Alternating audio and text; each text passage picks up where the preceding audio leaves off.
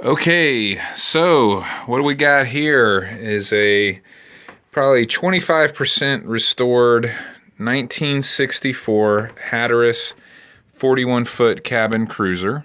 And what I mean by half or 25% restored, like I took out the old headliner, been replacing this, like LED lights, got some more trim to put up. But you know, like if the wood that I decided to save, that was good, and some of the original furnishings, took that out, sanded it down, refinished it, you know, which came out pretty good.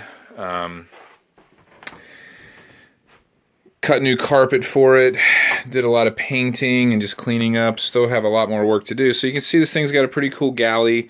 I got all the electrical working on it for at least for 110. Actually haven't put this door back up yet, but just revarnished it. You can see it looks pretty good. Revarnished the sides here. Had to redo the ceiling to make it all waterproof again. And I mean, you know, I guess still got to do some little trim molding and stuff here.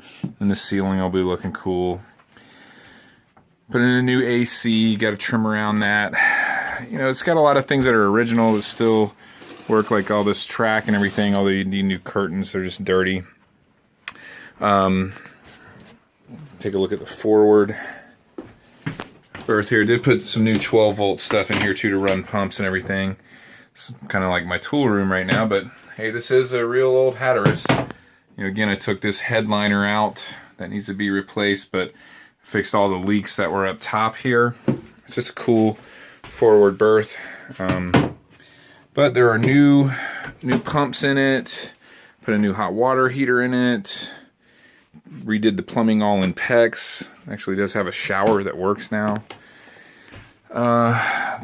Great condo on the water. Now back here, we've got the bedrooms totally taken apart as I'm redoing the ceiling back here. I did get that ceiling taken out and replaced and some new LED lights put in. This had a twin bed setup. Already redid some of the woodwork in here. You know, got to box that in. I mean, I'm right at 6 foot tall and I'm standing up inside of here without having to stoop down, not just barely. But it does have a full-size shower, which just got it working with new hot water heater and all that stuff. Of course, got to just do a full cleanup. Took out all the old wallpaper in here. You know, been replacing electrical and stuff like that. Lots of potential and still yet lots of work to do. But even as it stands now, I crash out down here on the weekends sometimes. And, you know, it's a starting point. Now, one motor, you can access the motors from here. One motor does run, another motor leaves out of work. This is not a seaworthy vessel, let me just tell you that. And out here,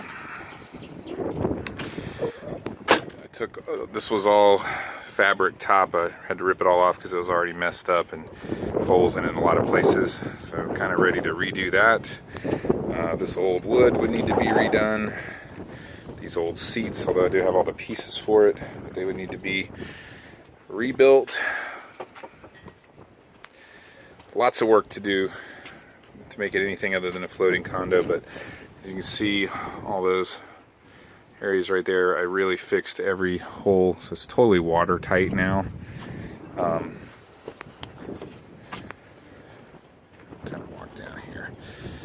It's about 16 feet wide, 41 feet. It's pretty long. But you know, you can take a look at that. I mean, you see there's a lot of growth on it.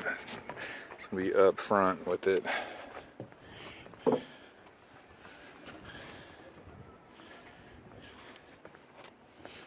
Lots of potential though, lots of forward deck space there.